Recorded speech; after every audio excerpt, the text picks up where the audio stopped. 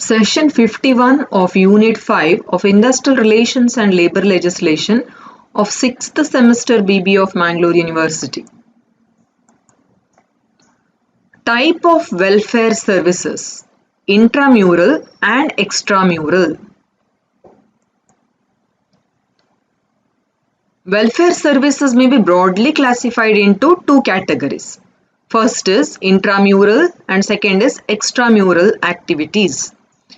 Intramural activities which are provided within the establishment, such as latrines and urinals, creches, rest centers, canteens, uniforms, library, medical aid, subsidized food, shift allowance, etc.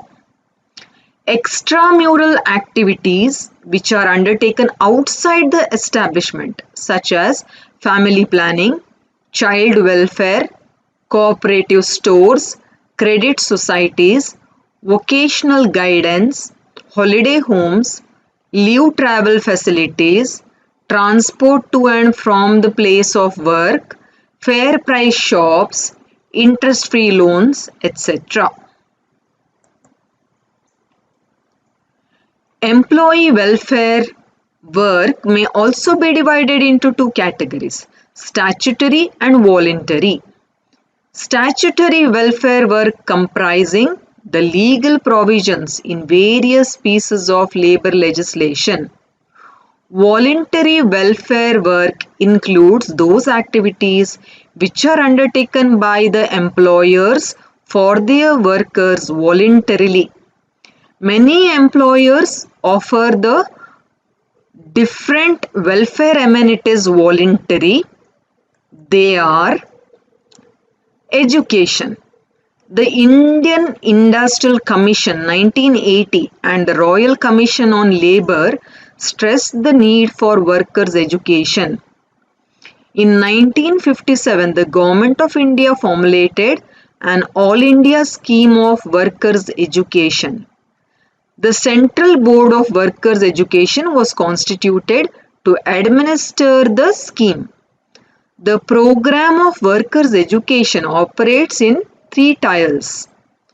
First is education officer trained at the central place, who in turn train the worker teacher at regional level. The worker teachers conduct classes in various industrial establishments. The scheme of workers' education is designed to achieve the following objectives: to develop strong trade unions through trained officials and more enlightened members, to develop leadership from the rank and file and promote the growth of the democratic processes and traditions in trade unions, to equip organized labor to take its due place in a democratic society and to fulfill its functions and responsibilities effectively, to promote among workers a greater understanding of the problems of their economic environment and their privileges and obligations as union members and as citizens. Next is housing. In view of acute shortage of housing accommodation in cities, industrial housing is an important part of employee welfare in India. An industrial housing scheme was introduced in 1952.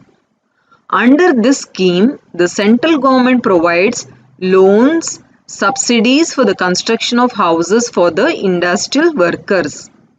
Low-income housing scheme and a special housing scheme for displaced persons have also been introduced. The Committee on Labour Welfare stressed the need for state governments acquiring land near industrial areas and renting houses at reasonable rates.